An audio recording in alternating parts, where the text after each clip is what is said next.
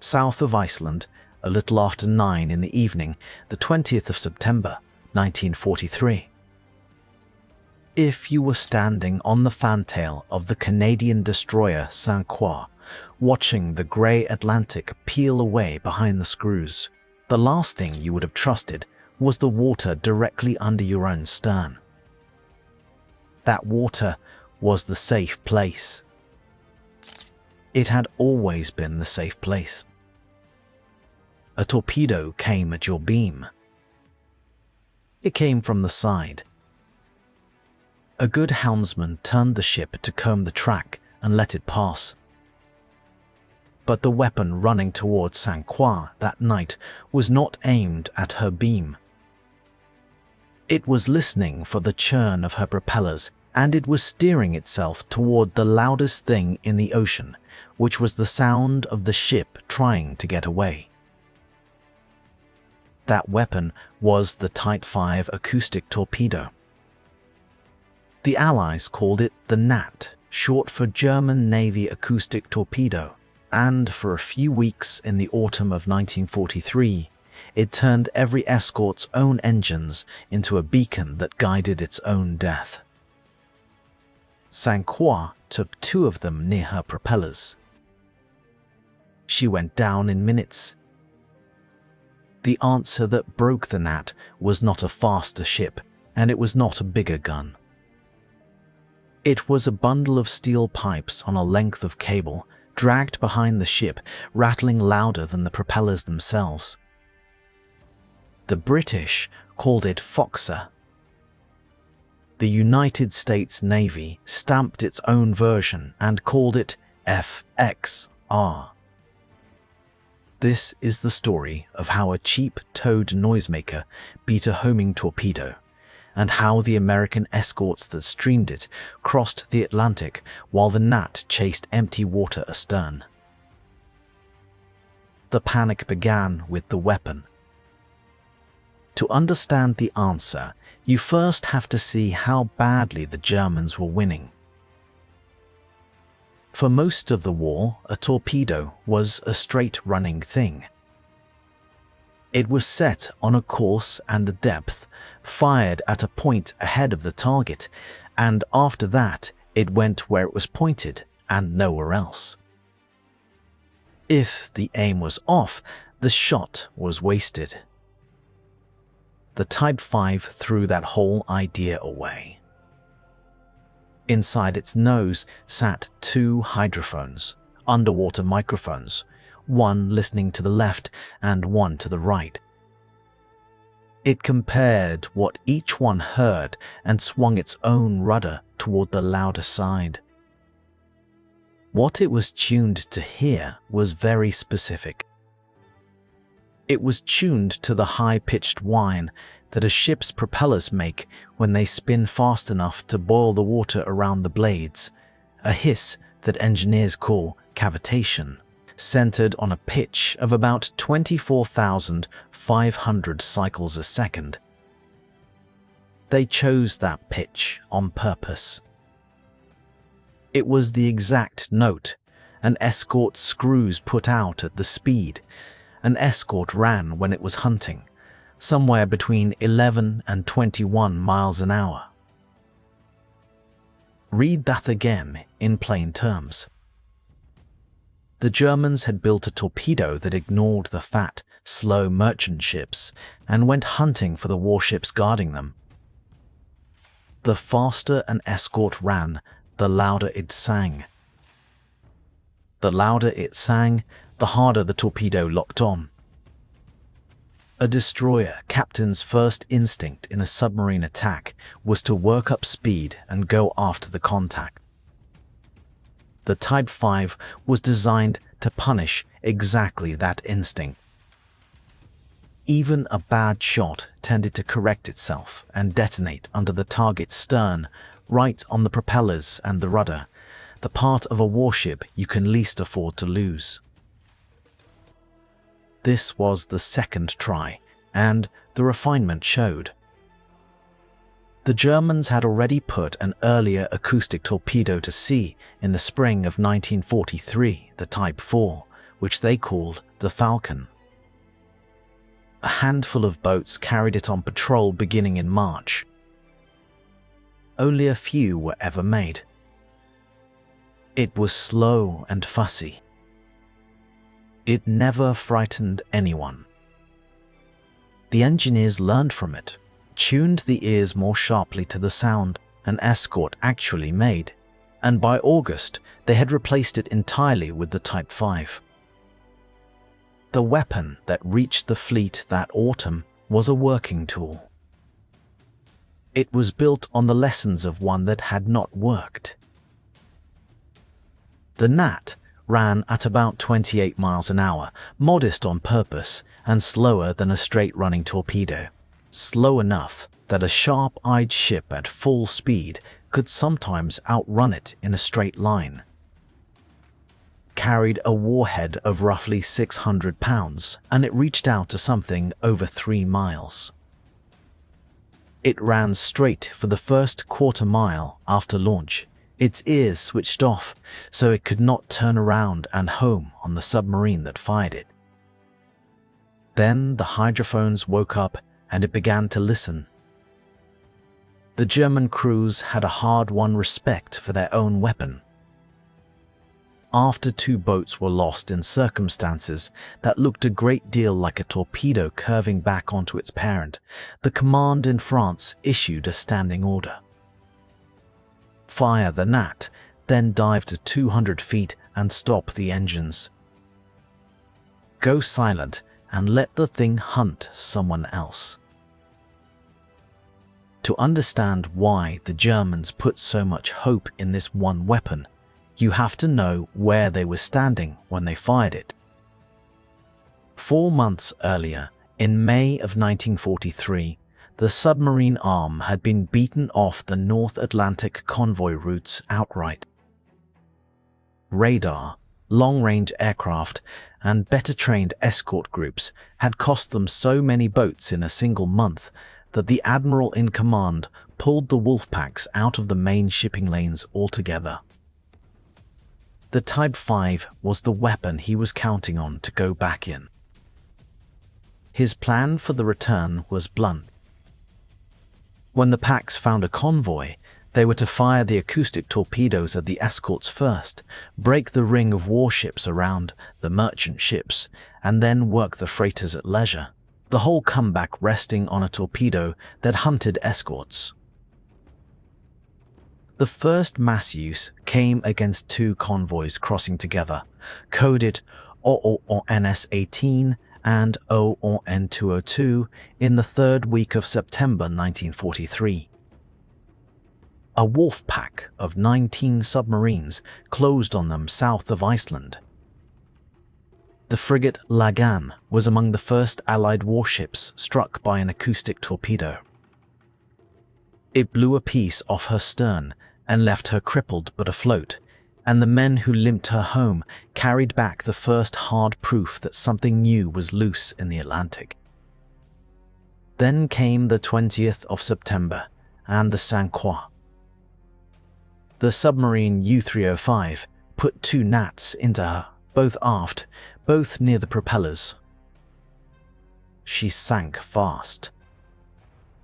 81 of her men were pulled from the water by the British frigate Itchen and crowded aboard. They were wet, freezing, and alive. 2 nights later, the Itchen herself was found. The submarine U-666 fired. The torpedo ran for about 70 seconds, and it went off under her forward magazine.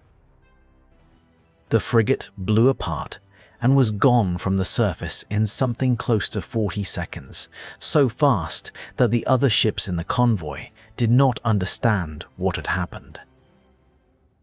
Aboard her were her own crew, the 81 survivors of sank, and 2 men saved earlier from another lost corvette. Out of all of them, 3 came out of the water alive, pulled aboard a Polish merchant ship called the Whistler. 1 was a stoker from Sank named William Fisher, who had now survived 2 sinkings in 3 nights. Across those few days, a single new weapon had removed 3 escorts from the battle and left the survivors of one warship to go down with the ship that rescued them. The German commanders came home certain they had changed the war. They reported 9 merchant ships and 15 escorts sunk, and the admiral commanding the submarine arm judged the operation a triumph and the new torpedo a decisive weapon. The real figures were lower, because a submerged commander counted every explosion he heard as a warship destroyed, and many of those bangs were torpedoes reaching the end of their run and detonating against nothing. The true tally for the 2 convoys was 3 escorts and 6 merchant ships. But even the honest number was frightening enough. For the price of a weapon that had missed as often as it hit, the wolf packs had learned to reach past the merchant ships they were paid to sink. They could go straight for the warships that were the only thing keeping the ocean crossable.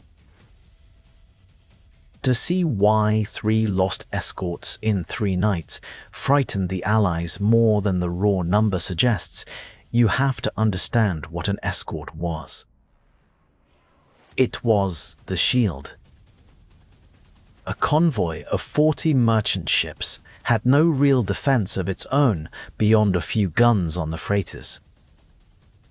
Its survival depended entirely on the ring of destroyers, frigates, and corvettes around it, each one a trained crew of specialists working sound gear, depth charges, and radar in a craft that took months to build and longer to work up into a fighting team. A merchant ship lost cargo. An escort lost tore a hole in the shield itself, and behind that hole sat every ship it had been guarding. The Type 5 had been built to make those holes on purpose, and in its first week it had made 3. If the weapon kept working at that rate, the arithmetic ran toward an Atlantic where the escorts were spent faster than the yards and the training schools could replace them, and a convoy system with a spent shield is a convoy system that stops crossing. Here was the trap. The Allies were now inside. An escort could not hear the Gnat coming because the torpedo made almost no noise of its own, and the ship's own machinery drowned out everything astern. It could not simply turn away, because turning away meant running, and running meant singing at exactly the pitch the torpedo was built to chase. The submarine that fired was already deep and silent, so there was often nothing to hunt in return. The faster and more aggressively an escort fought, the better a target it made itself. A weapon that turned a warship's own courage into the thing that got it and did it in the dark, in the middle of the ocean, where a man in the water lived for minutes. That was the arithmetic in late September of 1943, and there was no gun in the fleet that answered it. The answer, when it came, did not come from a laboratory building a better torpedo. It came from men looking at the problem backward. If the torpedo steers toward the loudest propeller noise it can hear, then do not try to be quiet. Be loud somewhere else. Make a noise so much bigger than the ship that the torpedo cannot resist it, and put that noise where a hit does no harm, far behind the stern, at the end of a cable over open water. There was a quieter version of the same idea, and the escorts used it too. If the torpedo listened for the pitch of a ship making 11 to 21 miles an hour, then a ship that dropped below that band went dim in its ears. An escort that heard a torpedo running, or simply feared one, could pull its throttles back and crawl. Its screws would stop singing the note the Type 5 was tuned to. The trouble was obvious to any captain who tried it. A warship crawling at 8 miles an hour in the middle of a submarine attack is a warship that has given up the hunt, cannot get to a contact, and cannot protect the convoy. It is there to guard.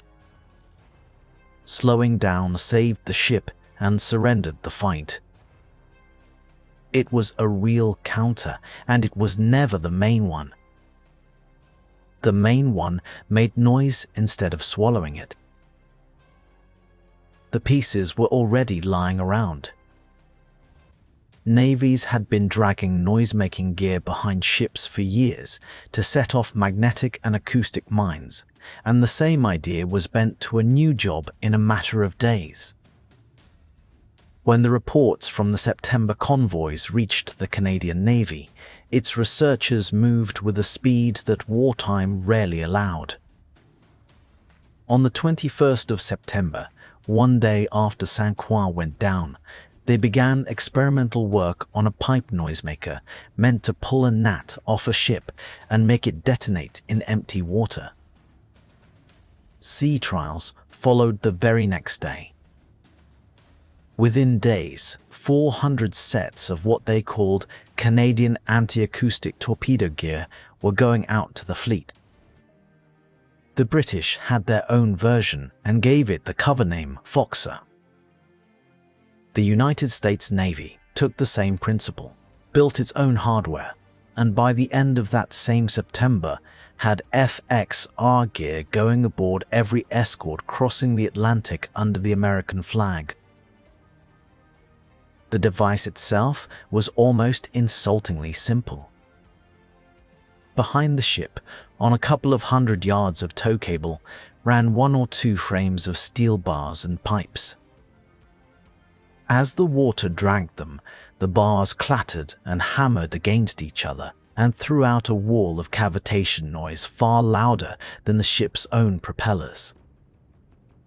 To the ears of a Type 5 torpedo, the towing warship went quiet, and a screaming target appeared several 100 yards astern of her. The torpedo took the bait. It swung toward the noisemaker, and because the noisemaker was not a ship but a small object it could never quite catch, the torpedo circled it, around and around, until its battery died and it sank. The most sophisticated anti-ship weapon in the German inventory, a torpedo that could think about which target it wanted, was reduced to chasing a bundle of scrap iron in circles until it ran out of power. Now stand where an American sailor stood. You were on the fantail of a United States destroyer escort in the North Atlantic in 1944, a small warship built in a hurry, thin-skinned, packed with depth charges and men. Astern of you, at the end of its cable, the FXR gear is streamed and hammering away, a racket you can feel in the deck plates.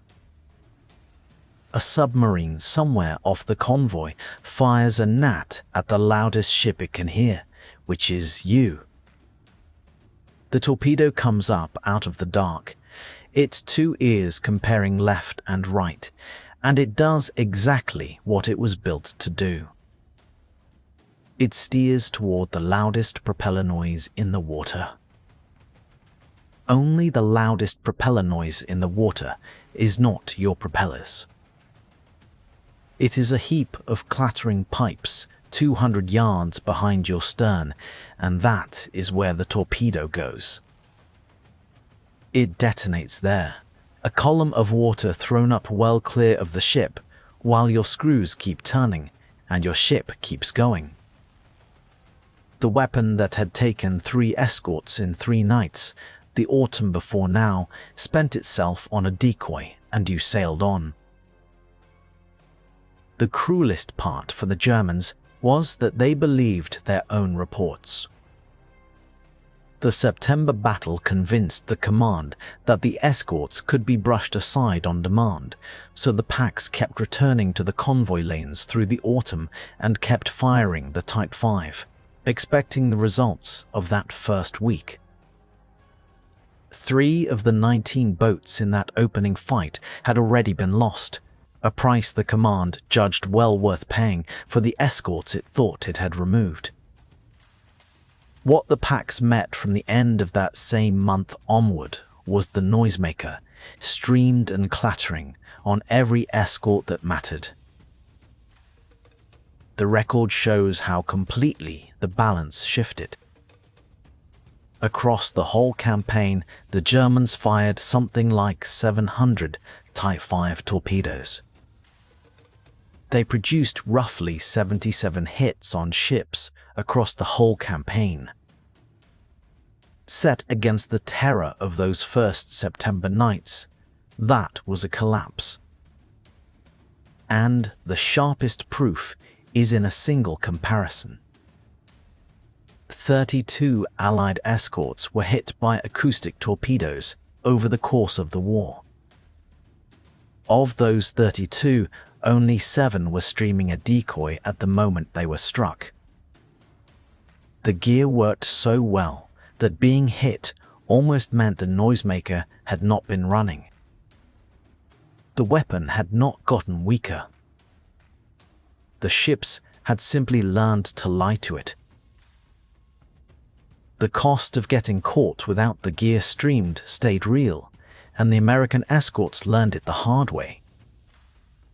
In May of 1944, the destroyer escort Menges was chasing a radar contact 15 miles astern of her convoy in the Mediterranean when the submarine U-371 put a Type 5 into her. The explosion tore off the after third of the ship. 31 of her men were lost, and 25 were wounded, and some of her crew climbed astride live torpedoes that had been shaken loose on deck by the blast and worked to disarm them by hand rather than let them roll and go off. Her captain refused to give up the ship while there was any chance of saving her. She was taken under tow. She reached port in North Africa. From there, she was carried all the way back to New York. There, the yard rebuilt her from 2 wrecks. They took the intact stern of another torpedoed escort, the Holder, whose bow third had been blown away in a separate attack. They welded the good end of one ship to the good end of the other, and sent the rebuilt vessel back to sea. The Gnat could still hurt a ship badly when it slipped through. Could no longer win the campaign, because the campaign now moved behind a wall of noise. The Noisemaker was not a perfect thing, and it is worth being honest about what it cost the men who used it. The gear could not be towed faster than about 16 miles an hour, which capped how fast an escort could run while protected. The racket it made deafened the ship's own sound gear, the sonar an escort needed to hunt the submarine in the first place. A captain streaming Foxer traded away some of his own ability to find the enemy for protection against the enemy's best weapon. The clatter carried for miles underwater, and a submarine looking for a convoy could sometimes hear a Foxer long before it saw a ship, so the gear that hid an escort from a torpedo could also advertise the convoy's position. And the early sets simply beat themselves to pieces. The first Foxer had a working life measured in hours before the pounding wore it out, one of the first types lasting about 25 hours of towing before it hammered itself apart. Crews and engineers spent the rest of the war refining it, quieting the versions the ship's own sonar had to work around and making them last, but the basic bargain never fully went away. The Germans understood exactly what had been done to them, and they tried to build their way out of it. If the Noisemaker beat the torpedo by shouting louder than the ship, then the answer was a torpedo clever enough to tell the two apart. They designed an improved version, the Type 11, sometimes called the Zornkönig II, with a homing head meant to ignore the flat clatter of a foxer and lock only on the true sound of a ship's screws. On paper, it was the counter to the counter. In practice, it came to nothing. Work dragged into 1944, only about 38 were ever built, and the war ended before the weapon was finished and put aboard boats for combat. The most advanced acoustic torpedo Germany designed never fired a shot in anger. The cheap rattle on the rope had closed the door and held it shut for the rest of the war. None of that changed the verdict. The escort commanders accepted the trade because the alternative was to run silent and hope was what the Type 5 fed on.